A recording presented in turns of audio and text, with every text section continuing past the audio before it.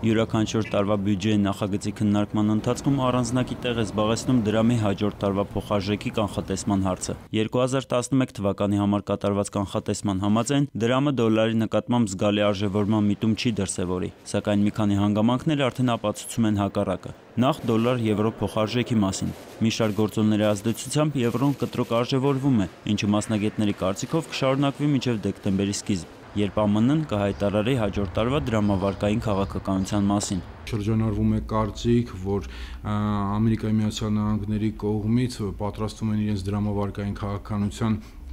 մեղմացմանը գնալ, հայտարարություններ են արվել բազմիցս անգամ, որ Ամերիկայի Միացյալ Նահանգները պատրաստվում է հետ գնել իրենց պետական պարտատոմսերի բավականին մեծ ծավալ, ինչը որ լուրջ առիթ է հանդիսանում եվրոյի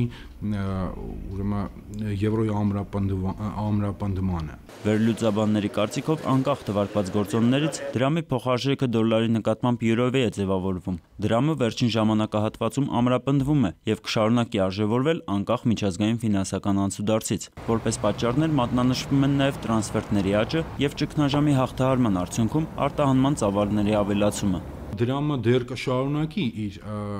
ամրապնդման տենդենսը,